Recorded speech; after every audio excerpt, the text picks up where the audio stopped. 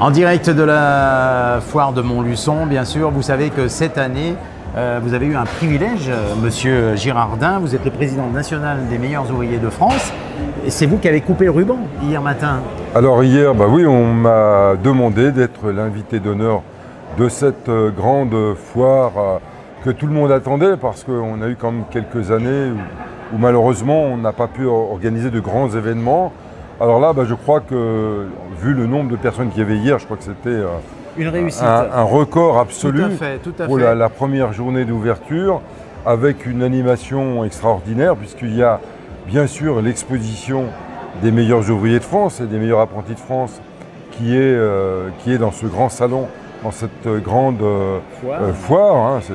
On appelle ça une foire, mais c'est plutôt un grand rassemblement. Et puis aussi cette magnifique exposition sur Venise, que j'ai eu le bonheur de découvrir tout de suite en arrivant, qui est vraiment majestueuse, qui donne vraiment envie de découvrir ce merveilleux pays qui est l'Italie et Venise en particulier.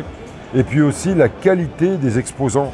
J'ai vu plein d'exposants de tas de produits très différents, et on a vu que c'était des gens qui étaient quand même sélectionnés sur la qualité de la présentation de leurs produits exposés, ce qui n'est pas souvent dans les grandes expositions. Et je pense que c'est certainement aussi le succès qui fait que les gens viennent découvrir des belles présentations, aussi bien dans le milieu de la gastronomie que le bâtiment ou les autres métiers d'art qui sont en grand nombre exposés. Je pense que c'est une très belle foire exposition. Et j'imagine que le cadre d'une foire commerciale comme celle de Montluçon, c'est une belle vitrine pour tous ces jeunes qui veulent, on leur donne un peu l'espoir du métier, de la profession. C'est ce que vous nous disiez d'ailleurs. Alors c'est ce que j'ai dit un petit peu dans le petit message en arrivant. On est à une époque où on a un petit peu souffert du Covid, où les gens on cherchait un peu des plans d'avenir un peu différents, et puis on a une jeunesse qui a réfléchi peut-être pas assez à ce qu'ils vont faire dans leur vie, comment ils vont organiser leur vie avec la vie du travail, parce que les deux sont indissociables. Il faut comprendre qu'une vie, c'est aussi la vie de travail, la vie familiale, la vie extérieure, les loisirs, bien sûr, tout ça, ça fait partie de la vie, et le travail est une part importante, surtout dans les premières années de la vie, importante parce qu'il va diriger les moyens de vivre, les moyens de créer, les moyens de faire bâtir une famille, et puis de donner tous les moyens à cette famille de pouvoir s'épanouir autour de vous.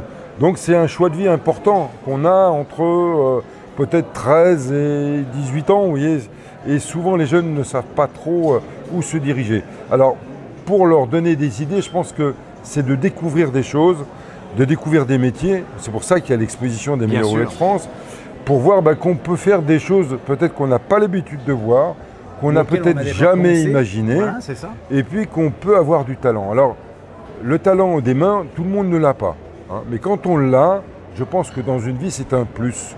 Et il faut savoir l'exploiter, et l'exploiter avec ses mains, mais aussi avec son cerveau. Trop longtemps, on a dit, les jeunes, dès qu'ils ont un peu du talent pour des études, on va leur faire continuer des études, et puis on verra ce qu'ils font après. Alors on a un bouchon important de gens très diplômés qui sont à la recherche de places qui n'existent pas, et qui sont un peu déçus d'avoir fait des études très longtemps. Que dans l'artisanat, on a besoin de cerveau aussi.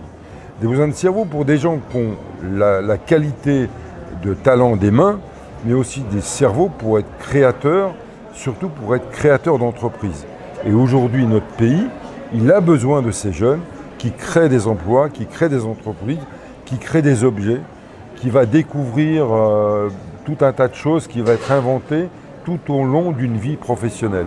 Et c'est là-dedans qu'il faut envoyer notre jeunesse qui a du talent des mains, parce qu'on a besoin d'eux.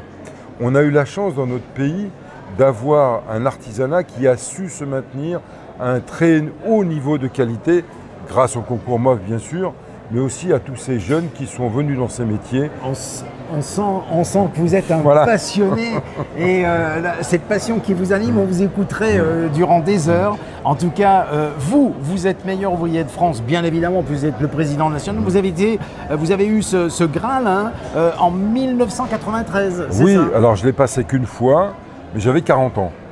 Alors je l'ai passé un peu tard, hein. Je l'ai passé qu'une fois, ce qui n'est pas souvent le cas chez le meilleur ouvrier de France. Et puis avant, j'ai eu ma carrière qui a été animée avec le compagnonnage que j'ai fait très jeune. Et puis j'ai donc eu des responsabilités importantes dans le compagnonnage à une époque. Et puis j'ai entraîné beaucoup de jeunes gens dans plein de concours, dont pas mal dans le meilleur ouvrier de France, sans l'être à l'époque. On ne peut qu'être entraîné parce que vous parlez avec tellement de passion qu'on a envie presque de vous suivre. Quoi, alors dans mon cas, ça a été ceux que j'ai entraînés pour le meilleur ouvrier de France qui ont réussi, qui m'ont entraîné presque obligatoirement à me présenter. Oui, voilà, c'était un peu moins ordinaire comme histoire. En tout cas, sachez, Monsieur Girardin, que c'est un honneur pour nous, pour toute l'équipe de la foire, de vous avoir à nos côtés et continuer cette passion et continuer à apporter cette envie à tous ces jeunes parce que je crois qu'on en a bien besoin et on ne peut que vous remercier pour tout ça. Alors, vous savez, en France, que ce soit en métropole, dans les départements ou territoires d'outre-mer, il y a du talent partout. Bien sûr. Même dans les banlieues les plus difficiles et autres. Je vois l'exemple du 93, où j'ai un taux de réussite dans le concours meilleur apprenti de France qui est assez remarquable, parce que ces jeunes, ils veulent se défoncer pour arriver à faire quelque chose. Donc, la réussite, elle est surtout avec le travail et la volonté. Sans travail, sans volonté, on ne réussit pas. On est bien d'accord. Et je pense que la jeunesse d'aujourd'hui, beaucoup le comprennent, ont compris que maintenant, il fallait vraiment se donner beaucoup pour apprendre le maximum très vite, pas forcément chercher à l'argent tout de suite, mais surtout avoir une culture personnelle, professionnelle importante. Et ça, c'est la valeur de chaque personne.